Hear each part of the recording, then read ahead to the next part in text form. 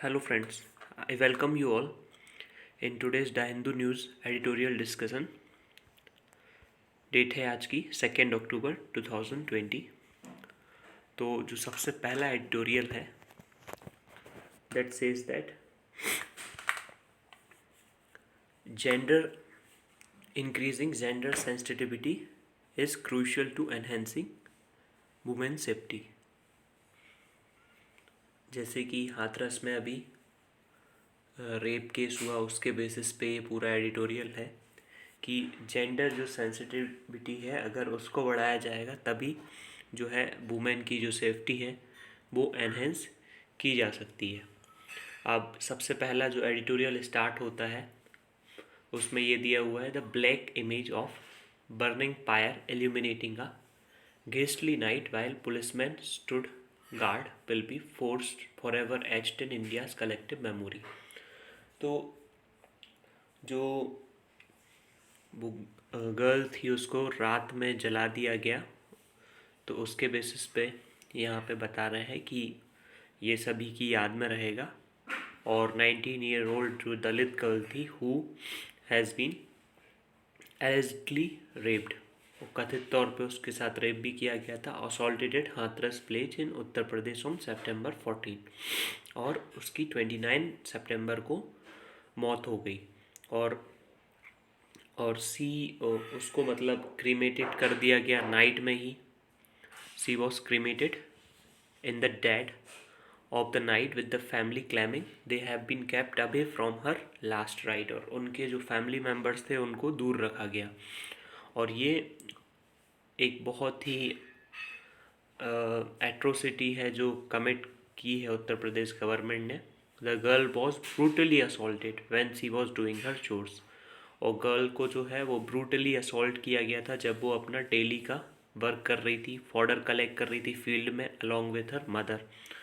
Her spinal cord was fractured and tongue slashed. This inhuman act which follows a string of sexual violence cases in Uttar Pradesh. और ये हर एक case में ऐसा ही होता है उत्तर प्रदेश में। And elsewhere in India highlight some grim truth. Women safety जो है वो primarily the safety of women is a not guarantee despite the stringent law in place. Women की सेफ्टी की कोई गारंटी नहीं है, अगर स्ट्रिंजेंट लॉ भी हैं तो भी कोई गारंटी नहीं है। आफ्टर द निर्भया रेप इन दिल्ली 2012, तो गवर्नमेंट जो है उन्होंने जस्टिस JS वर्मा कमेटी बनाई थी, उनकी रिकमेंडेशन पे क्रिमिनल लॉ अमेंडमेंट एक्ट किया गया था अमेंड 2013 में, bringing in changes to Indian penal code and other laws. और इस मार्च को जो 4 कन्विक्टेड थे निर्भया गैंग रेप केस के उनको भी फांसी दी गई थी। The Uttar Pradesh government has set up a special investigation team SIT to look into the allegation levelled by the family. जो भी फैमिली में एलिगेशन लगाए हैं रेप केसेस को लेके, उसके ऊपर उत्तर प्रदेश गवर्नमेंट ने SIT बनाई है। The chief minister has promised a compensation of ₹25 lakh. और चीफ मिनिस्टर ने कंपनसेशन भी ऑफर किया है and safety. The chief minister had to pledge protection is tacit admission that the administration has failed its most vulnerable citizen। तो administration जो है वो most vulnerable citizen को सेफ्टी प्रोवाइड करने में फेल रहा है। कास्ट टेंशन जो है वो continues to simmer on the ground. और जो कास्ट के बीच में जो टेंशन है वो भी बढ़ती जा रही है विद इस inevitable cycle of humiliation, violence and inequalities. The girl has been forced to drop out of school years ago. The use of sexual violence to oppress lower caste has been on the rise। अब जो sexual violence है उसका use किया जाता है lower caste को जो है ऑप्रेस करने के लिए। On the question of protecting women Uttar Pradesh has slipped terribly. और प्रोटेक्शन ऑफ वुमेन के नाम पे जो उत्तर प्रदेश है वो बहुत बुरी तरह से स्लिप हुआ है। और नेशनल क्राइम रिकॉर्ड ब्यूरो का जो डाटा है वो शो कर रहा है कि उत्तर प्रदेश में 2019 में सबसे ज़्यादा जो है वो वुमेंस के क्राइम अगेंस्ट वुमेन हुए हैं, 14.7% ऑफ इंडिया। तो अगर गवर्नमेंट एंश्योर करना चाहती है तो वो फास्ट ट्रैकिंग द इन्वेस्टिगेशन को बहुत ही फास्ट ट्रैक कर सकती है and ensuring justice in least authorities can do, और इतना तो अथॉरिटीज़ कर ही सकती हैं, but the challenge is to ensure that these tragedies are not forgotten. और चैलेंज ये है कि ये जो ट्रेजेडीज़ हैं उनको भुलाया नहीं जाना चाहिए। Together with increasing gender sensitivity, the Uttar Pradesh government and the other state government must use to law to enhance women safety, else those embers on a sordid night may not be the last one. अभी मतलब जो जिसके साथ भी हुआ ये last नहीं है, और किसी के साथ भी हो सकता है, तो दैट्स वाई गवर्नमेंट को स्टेप्स लेने चाहिए। नेक्स्ट एडिटोरियल जो है वो है constraining critic, Amnesty decision to close shop in India is unfortunate. मतलब गवर्नमेंट कैसे अपने क्रिटिक को जो है वो रेगुलेट कर रही है, ये इस आर्टिकल में बताया गया है। The role played by human rights organization in documenting and questioning state functioning and access is necessary component of civil society activism। यहाँ पर राइटर का कहना है कि जो सिविल सोसाइटी एक्टिविज़म है वो गवर्नमेंट के ऊपर क्वेश्चंस करती है, उसकी फंक्शनिंग पे क्वेश्चन करती है, और इससे ज़्यादा की भी ज़रूरत है अगर सिविल सोसाइटी को एक्टिविज़म करना है। Which enhances democracy by securing accountability, इससे क्या होता है, डेमोक्रेसी सिक्योर होती है और अकाउंटेबिलिटी बढ़ती है। एमनेस्टी इंटरनेशनल जो है वो उन्होंने इस संस्था ने 1977 में नोबल पीस प्राइज़ मिला इनको, had to help operation in India because Amnesty International को अपने ऑपरेशन हेल्प करने पड़े इंडिया में बिकॉज गवर्नमेंट ने उनके अकाउंट को फ्रीज कर दिया।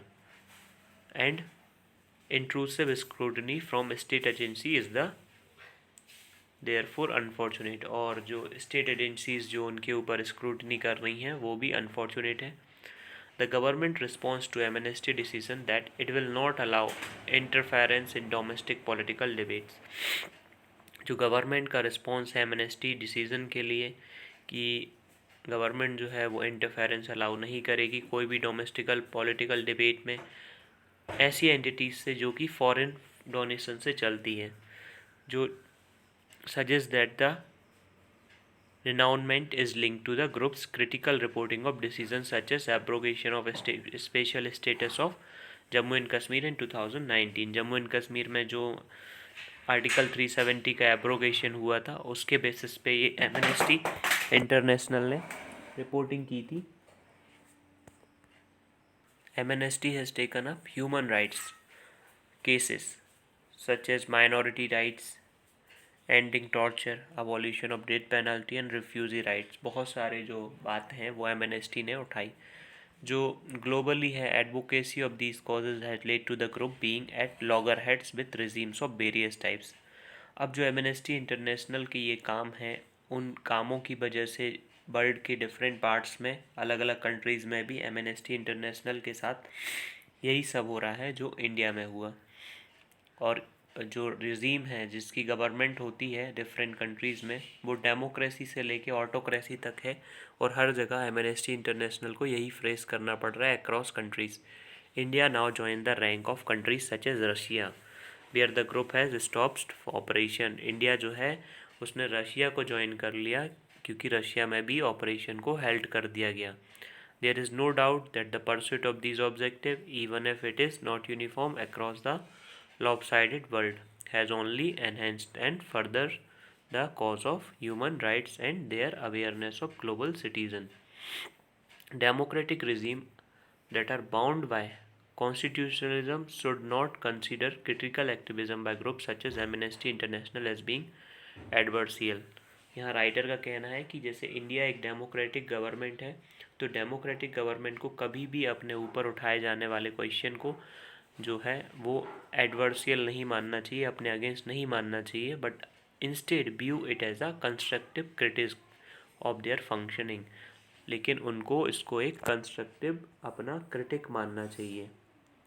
If the critic is not reason, अगर क्रिटिक को आप कोई रीज़न नहीं दे पा रहे हो, कोई प्रॉब्लम सॉल्व नहीं कर पा रहे हो, the state can rivet it through communiques and responses. और अगर मान लो कोई प्रॉब्लम होती है तो कम्युनिकेशन की जा सकती है, रिस्पॉन्सेज मांगे जा सकते हैं, लेकिन ऐसा नहीं किया जा सकता कि आप उनका फ्रीडम ऑफ एक्सप्रेशन रिस्ट्रिक्ट कर दो थ्रू इंटिमिडेशन, उनको डरा के और उनके एक्शन को रिस्ट्रेन करके।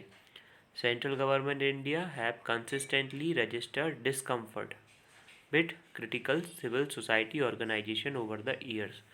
जो सेंट्रल गवर्नमेंट है इंडिया की, उसने जो है वो कंसिस्टेंटली जो है बहुत ज़्यादा परेशानी हुई है, उनको डिस्कम्फर्ट हुआ है।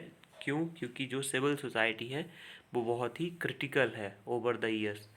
But the national democratic alliance led government has taken steps to constrain groups even more. लेकिन जो सेंट्रल गवर्नमेंट में अभी है नेशनल डेमोक्रेटिक अलायंस एनडीए, ये और भी ज़्यादा परेशान है, specially those that are transnational in their function. और ऐसी एंटिटीज़ जो कि ट्रांसनेशनल हैं देयर फंक्शन में, मतलब वो एक कंट्री से दूसरी कंट्री, बहुत सारी कंट्रीज़ में वर्क करती हैं। This was exemplified in the monsoon session, जब गवर्नमेंट ने FCRA जो एक्ट है उसको ड्राफ्ट कर दिया और कोई भी जो स्टेक होल्डर्स हैं उनसे कंसल्ट नहीं की गई और ना ही पार्लियामेंट्री डिबेट, बहुत ही कम हुई इस टॉपिक पे। For India to aspire to become a developed and a just nation, it must build on its strength such as demographic dividend. India को अगर एक डेवलप नेशन बनना है तो उसको अपने डेमोग्राफिक डिविडेंड पे वर्क करना होगा। And the procedural institution that has been build over decades, और जो भी प्रोसीजरल इंस्टीट्यूशन है, मतलब किसी भी काम को करने के जो इंस्टीट्यूशन है उन पे डिपेंड होना होगा। बेनिफिट अगर लेना है, ये सारे एडवांटेज का बेनिफिट लेना है, entrepreneurship, governmental action and other economic tools would be necessary but not sufficient. The country need to allow for a vibrant civil society. Country को अलाउ करना ही पड़ेगा जो वाइब्रेंट सिविल सोसाइटी है that has spearheaded several reforms related to accountability. बहुत सारे reforms लेके आए हैं, जैसे कि accountability, right to information act, welfare, the national rural employment guarantee act, privacy rights, gender neutrality and right of sexual minority, environmental activism among other. India में जो अलग अलग ट्रांस गवर्नमेंटल जो एंटिटीज़ हैं वो वर्क करती हैं। Non government organisation will continue to have a role to play in this. जो नॉन गवर्नमेंट ऑर्गेनाइजेशन है वो कंटिन्यू अपना जो रोल है वो इस दिशा में प्ले करती रहेंगी। It is to be hoped Amnesty decision to health operation is there for temporary.